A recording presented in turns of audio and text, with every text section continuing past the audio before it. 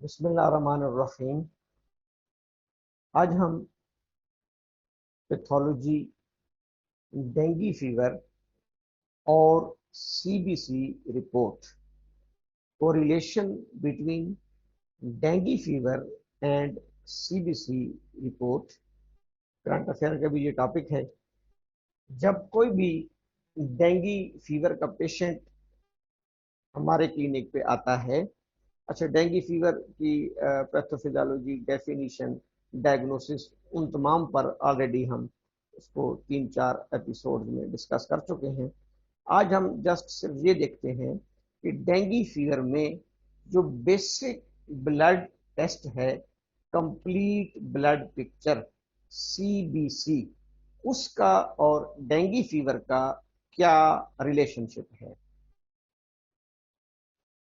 Dengue fever کا patient جب ہمارے کلینک پہ آتا ہے، سب سے پہلے as a doctor, as a physician, ہمیں کلینکلی ڈائگنوز کرنا پڑتا ہے۔ کلینکل ڈائگنوسس مینس کہ اس کی کلینکل پکچر، اس کے سائن اینڈ سمٹمز کو ہم نے دیکھنا ہے۔ ڈینگی فیور کی جو most prominent sign and symptom ہیں وہ ہائی گریڈ فیور۔ ڈینگی کیونکہ ایک وائرل انفیکشن ہے، موسٹ پروبیبلی اس میں ہائی گریڈ فیور ہوتا ہے، تقریباً 102 سے گریٹر، یعنی 102 degree foreign height, 103 degree foreign height, 104 degree foreign height. تو پہلی سمٹم اس کی، پہلا سائن اس کا ہائی گریڈ فیور ہے۔ اس کے ساتھ اکثر پیشنٹس کو نوزیا، وومیٹنگ کی کیفیت، نوزیا وومیٹنگ کی سینسیشنز آ رہی ہوتی ہیں۔ تیسری سمٹم بونک اور باڈی ایک، جیسے ڈاکٹر صاحبان ہمیں پتا ہے کہ یہ dengue fever bone breaking fever کہلاتا ہے۔ بون بریکنگ، اس میں باڈی کی بونز، مسلز، جوائنٹس، لیگامنٹس، بونک اور اوورال پوری باڈی میں مسکولر پین محسوس ہوتا ہے۔ ڈینگی فیور کی ایک خاص سمٹم یہ ہے کہ آنکھوں کی بیہائنڈ، یعنی جیسے آپ سمجھ لیں کہ ان آنکھوں کے پیچھے پیشنٹ کو پین محسوس ہوتا ہے، پین بیہائنڈ آئیز۔ اور یہ سمٹم ہم خصوصی چیک کرتے ہیں کیونکہ فیورز تو آپس میں مکس اپ ہو رہے ہوتے ہیں، ملیریا بھی ہو رہا ہوتا ہے، ٹائیفائڈ بھی ہو رہا ہوتا ہے۔ تو یہ کچھ اس کے ساتھ کبھی کبھی پیشنٹ کی ایک سکن کی سمٹم آتی ہے، سکن ریش، سکن ریش، سکن ریش۔ یہ کلینکل پکچر ہے، کلینکل سائن اینڈ سمٹمز ہیں جب ڈینگی فیور کا پیشنٹ ہمارے کلینک پہ آئے گا، اور اگر اس میں یہ والی علامات پائی جائیں، high grade fever, nausea vomiting, بونک یعنی باڈی ایک، اور پین بیہائنڈ آئیز، تو یہ کلینکلی ہم اس کو ڈائگنوز کر سکتے ہیں کہ یہ ڈینگی فیور کی طرف کیس جا رہا ہے۔ پھر اس کلینکل ڈائگنوسس کو ہم لیب انویسٹیگیشنز کے ذریعے کنفرم کرتے ہیں۔ اور آپ نے دیکھا ہوگا موسٹ پروبیبلی ہاسپٹلز میں بھی سب سے پہلے اس کے لیے C B C, complete blood count, C B C blood test کیا جاتا ہے، کمپلیٹ بلڈ کاؤنٹ۔ ڈاکٹر صاحبان ہم سی بی سی کو بھی ان ڈیٹیل آلریڈی ڈسکس کر چکے ہیں۔ یہاں پر ڈینگی فیور میں سی بی سی، اچھا سی بی سی رپورٹس میں آپ نے دیکھا ہوگا بہت سارے پیرامیٹرز آ رہے ہوتے ہیں، کوئی 15-20 پیرامیٹرز آ رہے ہوتے ہیں، آر بی سیز انڈیسز، پھر ڈبلیو بی سیز کے پیرامیٹرز، پھر پلیٹلیٹس کے، یہ وہ۔ ڈینگی فیور میں ہمیں 4 پیرامیٹرز کو فوکس کرنا ہوتا ہے، 4 پیرامیٹرز کو خصوصی طور پر اینالائز کرنا ہوتا ہے ڈینگی فیور میں۔ جب آپ کے پاس سی بی سی کی رپورٹ آئے گی تو 4 پیرامیٹرز کو ہم فوکس کرتے ہیں۔ وہ 4 پیرامیٹرز کون کون سے ہیں؟ ڈبلیو بی سی کاؤنٹ، یعنی وائٹ بلڈ سیلز کی کاؤنٹ کتنی آ رہی ہے، پلیٹلیٹس کاؤنٹس، ہیموگلوبین اور ہیمیٹوکریٹ لیول۔ 2 ब्लड सेल्स के पैरामीटर हैं WBCs और प्लेटलेट्स। अच्छा, जैसे हमें पता है कि एक नॉर्मल पेशेंट में तकरीबन 5,000 टू 11,000 पर क्यूबिक मिलीमीटर नॉर्मल रेंज होती है WBCs की। 5,000 टू 11,000 नॉर्मल रेंज होती है तकरीबन ल्यूकोसाइट्स की। डॉक्टर साहब, अगर WBCs लेस देन 5,000 5,000 से डिक्लाइन करना शुरू कर दें, 5,000 से गिरना शुरू हो जाएं, तो ये पहली एक इंडिकेशन होती है डेंगू फीवर की। और इस कंडीशन को जिसमें WBCs डिक्लाइन करते हैं, इसको हम कहते हैं लीकोपीनिया या लीकोसाइटोपीनिया। लीकोपीनिया LEAUCOPENIA, लीकोपीनिया। लीकोपीनिया का मतलब है कि लीकोसाइट्स का ड्रॉप कर जाना, अपने नॉर्मल लिमिट से डिक्लाइन कर जाना, लीकोपीनिया। तो पहली लैब CBC में हमें देखना है कि ये पेशेंट लीकोपीनिया में तो नहीं जा रहा, इसके WBC गिर तो नहीं रहे। दूसरा पैरामीटर है प्लेटलेट्स, ये भी फॉल करते हैं, डिक्लाइन करते हैं। जैसा कि हमें पता है कि नॉर्मल प्लेटलेट्स 1.5 लाख से तकरीबन 4-4.5 लाख तक पर क्यूबिक मिलीमीटर पाए जाते हैं। तो अगर अगर प्लेटलेट्स 1,50,000 पर क्यूबिक मिलीमीटर से गिरना शुरू हो जाए, 1,50,000 1,50,000 पर क्यूबिक मिलीमीटर से ड्रॉप कर जाएं, डिक्लाइन कर जाएं, then the condition is called thrombocytopenia.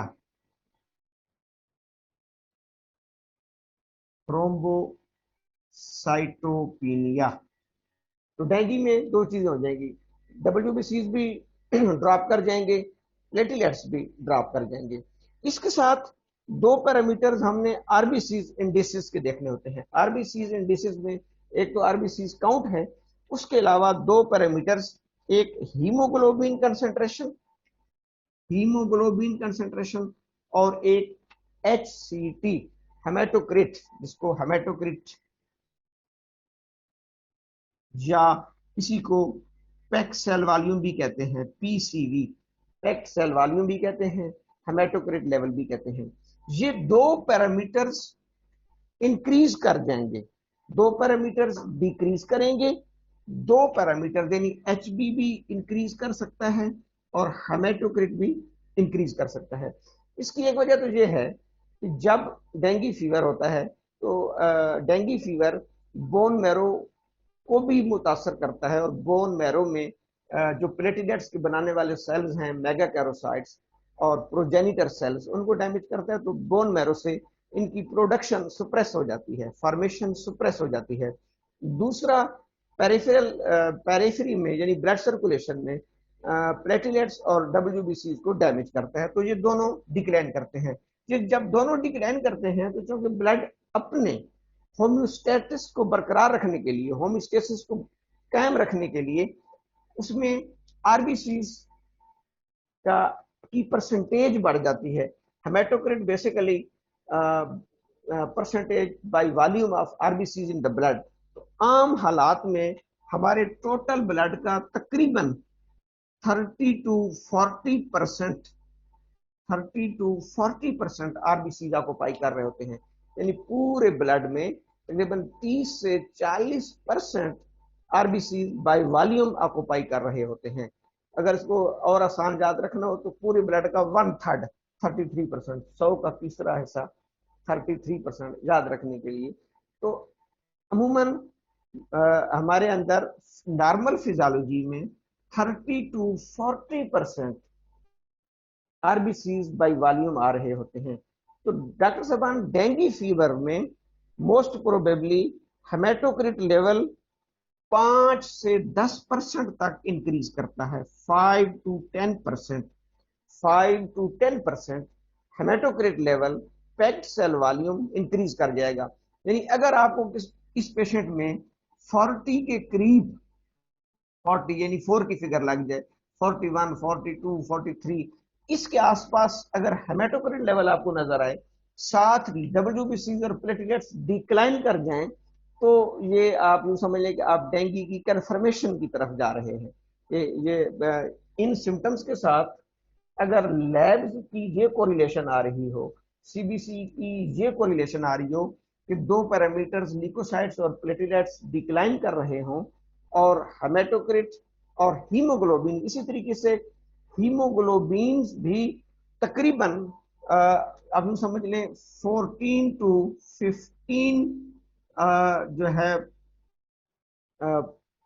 Grams पर डेसीलीटर, 14 टू 15 ग्राम, यानी 13 क्रॉस कर जाए 14 15, तो ये एक पिक्चर बन जाती है जो हमें सीबीसी में थोड़ा सा एक आइडिया हो जाता है। अगर सिम्टम भी हमने देख ली, सीबीसी भी देख ली, फिर इस सीबीसी को साथ साथ भी बात करते रहते हैं, क्योंकि जब डेंगू ठीक होता है तो ये पैरामीटर्स नॉर्मल होना शुरू हो जाते हैं। इसमें थोड़ा सा एक ये है कि प्लेटलेट्स अमूमन 3 से 7 दिन में बहुत ज्यादा गिरते हैं।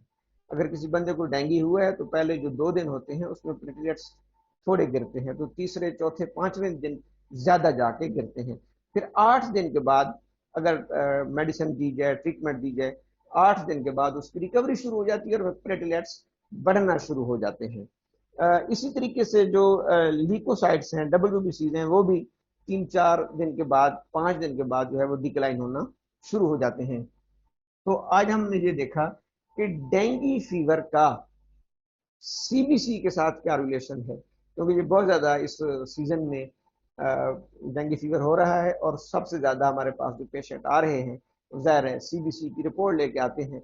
इनिशियल रिपोर्ट्स उनकी हो चुकी होती है, या हम खुद भी उनको एडवाइस कर सकते हैं कि चूंकि हमें साइन एंड सिम्टम से क्लिनिकल डायग्नोसिस हो रही होती है, तो हम उनको लैब डायग्नोसिस, लैब इन्वेस्टिगेशन के लिए उनके सैंपल सेंड करते हैं। तो how we correlate how we correlate dengue fever with complete blood count, बहुत ही आसान है। टोटल 4 पैरामीटर्स हमने याद रखने हैं।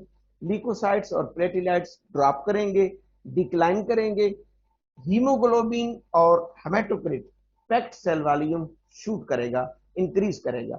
तो अगर 5000 से कम ल्यूकोसाइट्स ड्रॉप होना शुरू हो जाए, 1.5 लाख से कम प्लेटलेट्स आना शुरू हो जाए, इसी तरीके से 5 to 10% यानी 40% के आसपास हेमाटोक्रिट लेवल आना शुरू हो जाए, ये एक लैब पिक्चर बन जाती है डेंगू वायरस की। वैसे इसके बाद कंफर्म टेस्ट डेंगू एंटीबॉडीज कराई जाती हैं, IgG और IgM। उसके अलावा जो कंफर्मेटरी टेस्ट है वो डेंगू NS1 यानी एंटीजन टेस्ट है, डेंगू का एंटीजन टेस्ट।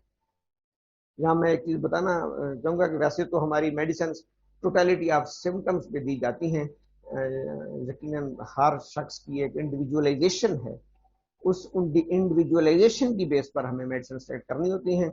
लेकिन मोस्ट प्रोबेबली जो ग्रुप ऑफ मेडिसिन हैं, एकोनाइट, बेलाडोना, यूपिटोरियम, ये सिम्टम्स के मुताबिक हैं, और क्रोटेलस और एक कैरिका पेपाया, जो पेपाया के पानी से बनती है, कैरिका पेपाया, वो हम इसको प्लेटलेट्स को इनहेंस करने के लिए, प्लेटलेट्स को इम्प्रूव करने के लिए दे सकते हैं। मेरे ख्याल में आज की ये बात क्लियर हो गई होगी कि how we correlate the complete blood count with